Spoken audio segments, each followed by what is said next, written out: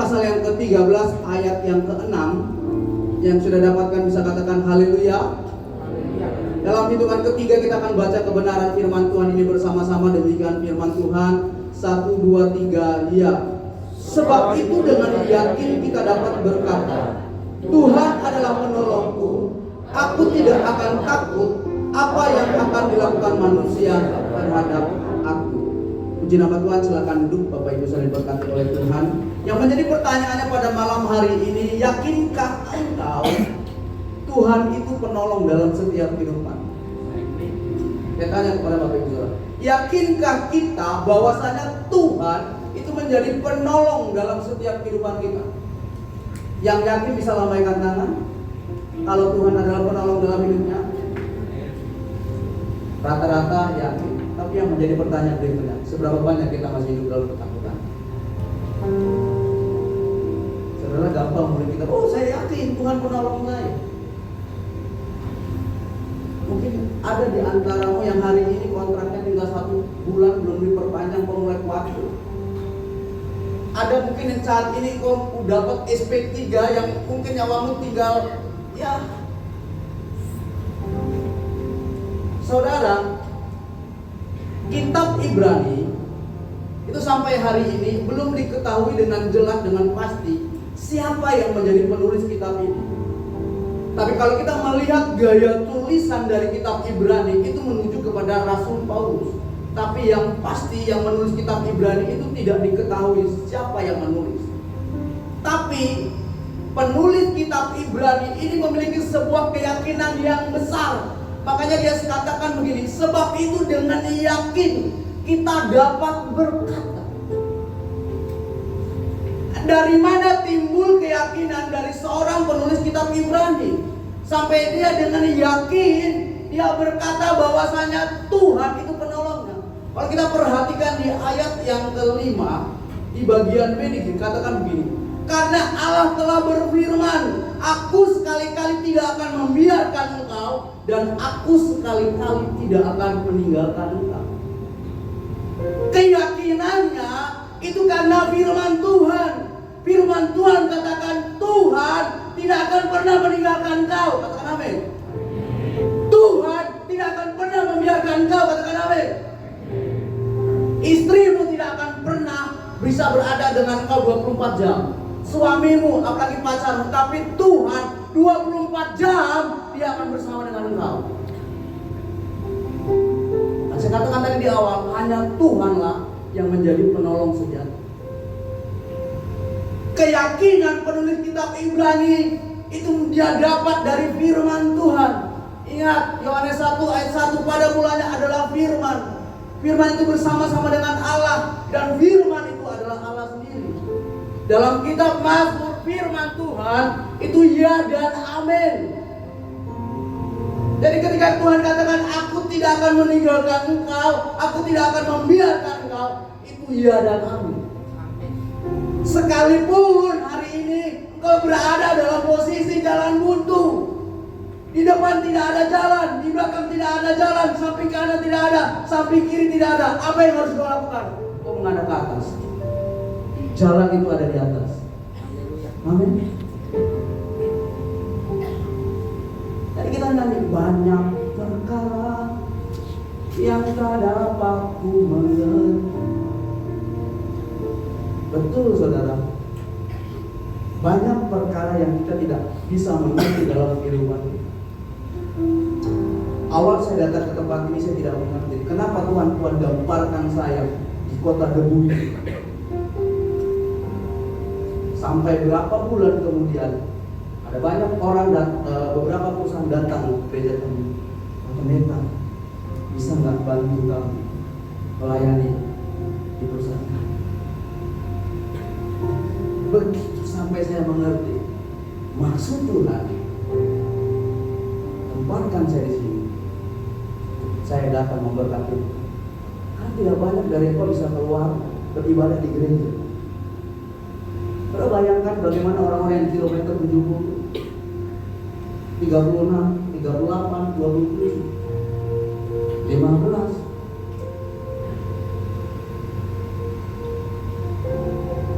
Pada hati istri yang butuh ditolong dengan keadaan tekanan pekerjaan.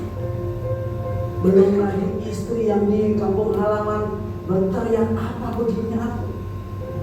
Kalau tidak ada hamba-hamba Tuhan yang datang, bagaimana dengan mereka?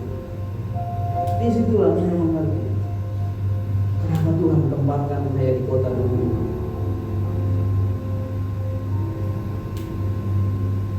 Dan saya bersyukur masuk ke tahun ke-6 Tuhan tetap tolong. Karena belum boleh pilih, saudara. Saya sudah nyaman di Jakarta. Yang kalau saya pusing, saya bisa datang ke mall, saya bisa nonton bioskop, ya kan? Kalau di sini pusing apa? Mau keluar dari rumah debu.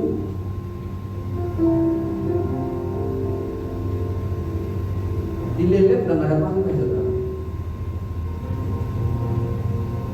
Awal-awal kami masih bisa di pantai di belakang bandara itu masih bisa kami mandi. Kami harus ke Gemar, dan melewati Gemar itu melewati debu yang bukan sedikit, saudara.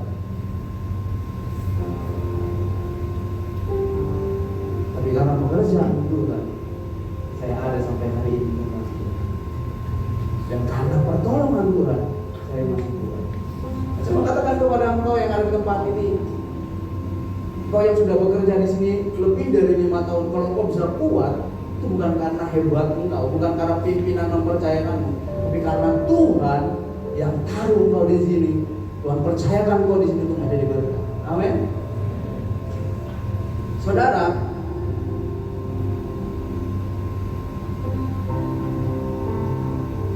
kita harus menyadari bahwasannya keyakinan kita kepada Tuhan itu akan menimbulkan keberanian.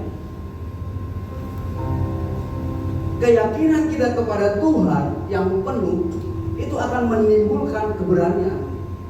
Sadrak, Mesak, dan Abednego, dia punya keyakinan penuh kepada Tuhan. Dia katakan kepada Nebukadnezar pada waktu itu, kalaupun Tuhan yang kami sembah pada hari ini tidak melepaskan kami, asal Tuhan tahu kami tidak akan menyembah patung yang Tuhan buat. Ada keberanian yang diperoleh Sadrak, Mesak, dan Abednego ketika dia harus apa? Mempertahankan imannya dengan nyawanya. Dia harus menyembah patung, dia harus menyembah Allah lain. Tapi dengan penuh keyakinan dia katakan dia tidak akan menyembah sekalipun nyawanya menjadi taruhannya. Dan Tuhan tidak melepaskan dia dari masalah itu. Tuhan izinkan dia masuk dalam masalah itu, dan mereka tidak tahu. Saudara, orang-orang yang mau melemparkan Sadrak, Mesak, dan Abednego itu mati, saudara, dengan panasnya hati. Tapi Sadrak, Mesak, dan Abednego, satu helai rambut pun tidak terbakar dalam itu. Apa yang membuat engkau takut? Apa ketakutanmu hari ini? Kita Mazmur katakan, ketika aku takut, aku percaya kepadamu. Saudara, kalau kita takut dalam kehidupanmu, kau harus percaya kepada Tuhan. Dan saya mau katakan kepada kita, iblis akan senantiasa menanamkan setiap ketakutan dalam kehidupanmu. Engkau yang mungkin udah umur 30 ke atas, iblis akan katakan, kamu tidak ada jodohmu. Kamu mau jadi perawan tua, bujang lapuk. Kalau bahasa sini katakan masa di pohon. Saudara, saya nikah umur 33 tahun. Ada seorang jemaat katakan begini kepada saya, Pak Pendeta, jangan sampai masih di pohon.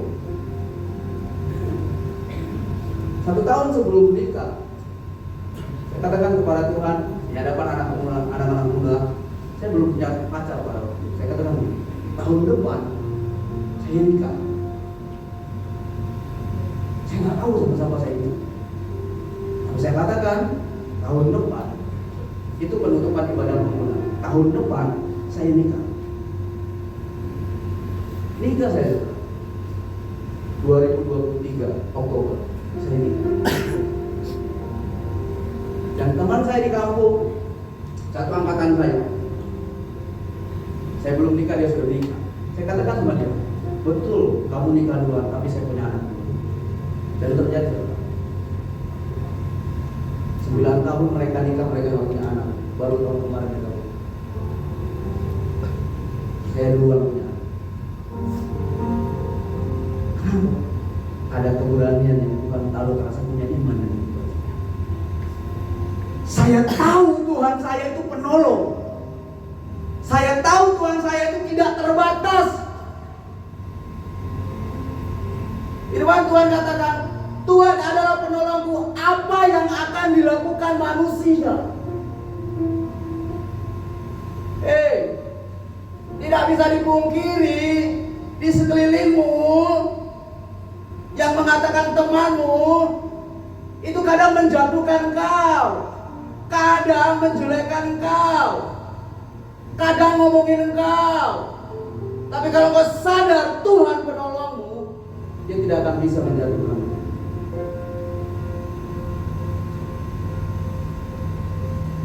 Karena Tuhan di pihak kita. Rasul Paulus katakan dalam kitab Roma, jika Allah di pihak kita, siapa yang mau jadi lawan kita?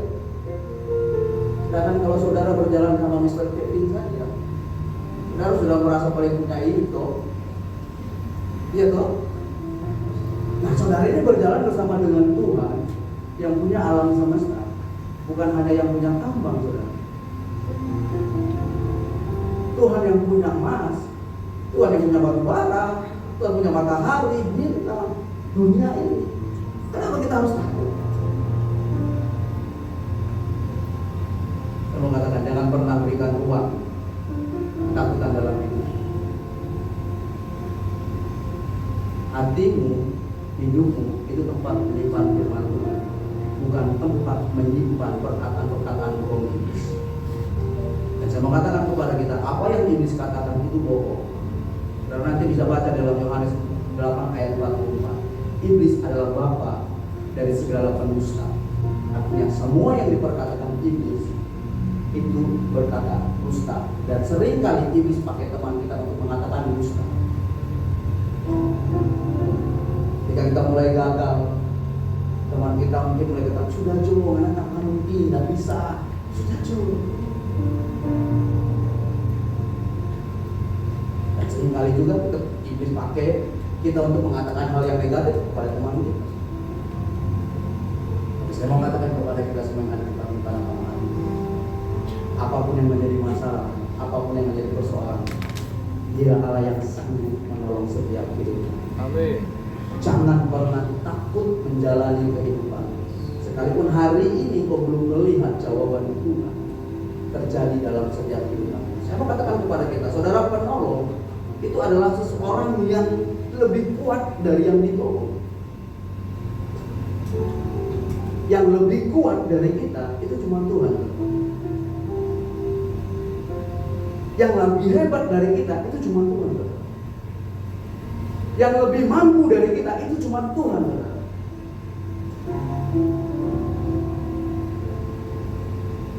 Jadi penolongmu itu hanya Tuhan yang bisa menolong engkau setiap saat,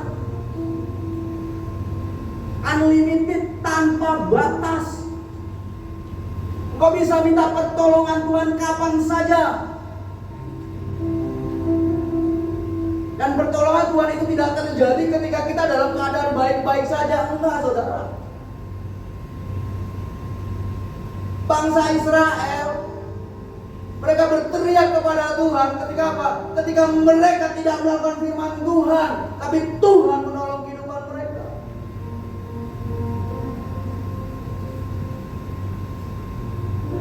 Jadi pertolongan Tuhan itu tidak terjadi bagi setiap orang-orang yang benar saja, tapi pertolongan Tuhan itu terjadi kepada orang-orang yang meyakini Tuhan, Dia sanggup menolong kehidupan dia. Kalau pertolongan Tuhan terjadi bagi orang-orang benar, kapan kita bisa benar? Kita tanya kepada kita, kapan kita bisa benar? Bisa kita satu hari tidak melakukan dosa? Kalau bicara standarnya Tuhan kebenaran itu sempurna. Jadi jangan terintimidasi dengan iblis. Sering kali dikatakan, nganai cuma masalah kecil saja, kasih susah Tuhan saja.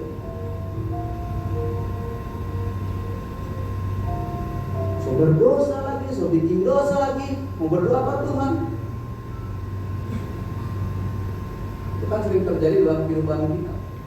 Sering kali iblis tanamkan perkataan-perkataan seperti ini.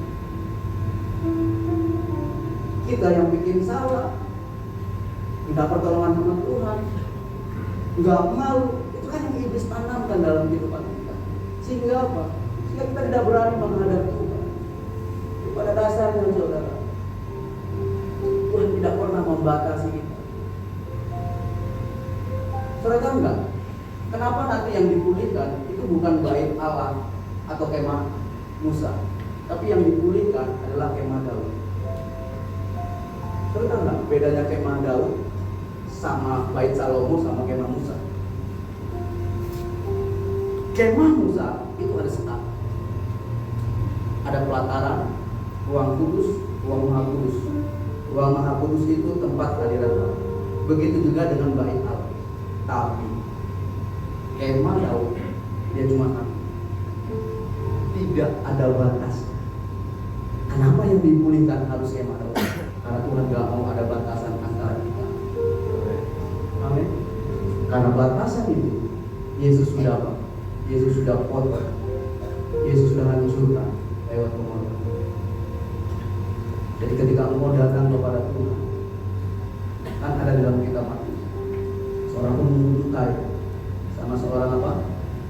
Ahli Taurat memungut cukai kata Tuhan, aku adalah orang yang berdosa, nggak layak, nggak pantas.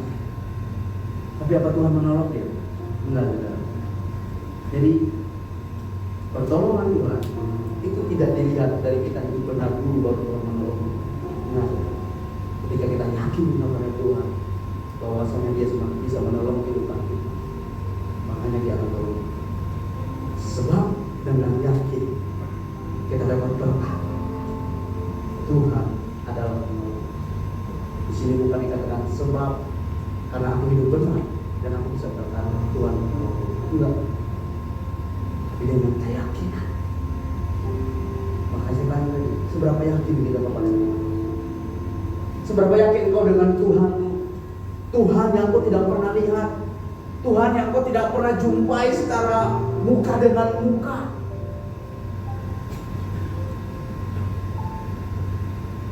Kita kan gak pernah bertemu dengan Tuhan secara muka seperti ini.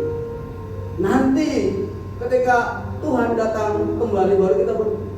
Tapi untuk saat ini kita hanya punya iman bahwasannya Dia adalah Tuhan. Sekalipun hari ini kita belum melihat Tuhan bentuknya seperti apa. Ya benar. Dan Kejadian katakan kita serupa dengan segambar Allah, berarti rupa Allah sama dengan kita. Tapi wujudnya seperti apa kita tidak pernah tahu. Tapi sekalipun kita tidak pernah melihat Tuhan, tidak pernah berjumpa dengan Tuhan, kita punya keyakinan kepada Tuhan, maka Dia akan menolong setiap kehidupan kita. Ulangan 31 ayat 6 dikatakan begini. Kuatkan dan teguhkanlah hatimu, janganlah takut dan jangan gemetar karena mereka. Sebab Tuhan Allahmu Dialah yang berjalan menyertai engkau. Ia tidak akan membiarkan engkau dan Ia tidak akan meninggalkan engkau. Saya mau katakan kepada engkau jangan pernah takut dengan dunia ini. Jangan pernah takut dengan dunia ini. Karena Tuhan ada bersama dengan kita. Amin. Siapapun engkau yang ada di tempat ini, mari milikilah keyakinan bahwasannya Tuhan itu menolong. Nah, respon kita apa? Tadi respon kita apa? Jangan pernah kita hidup dalam ketakutan. Buang setiap ketakutan. Jangan biarkan hidupmu itu diisi dengan ketakutan-ketakutan yang tidak ada gunanya. Jangan pernah. Dalam Alkitab ditulis 365 kali dikatakan jangan takut. Artinya setiap harinya jangan pernah kita takut. Kenapa kita jangan takut? Karena Tuhan berserta kita, karena Tuhan yang akan menolong setiap kehidupan kita. Jadi buat engkau pada malam hari ini beribadah di tempat ini, saya mau katakan, kalaupun hari ini ada beban, ada masalah, ada persoalan, jangan takut. Mungkin saat ini Tuhan izinkan kau masuk di gua singa. Mungkin saat ini Tuhan izinkan kau masuk di perapian yang menyala. Mungkin hari ini Tuhan izinkan kau dalam masa penantian 25 tahun. Tapi ingatlah, pertolongan Dia itu tidak akan pernah terlambat. Pertolongan Dia itu tepat pada waktu. Tundukkan kepala.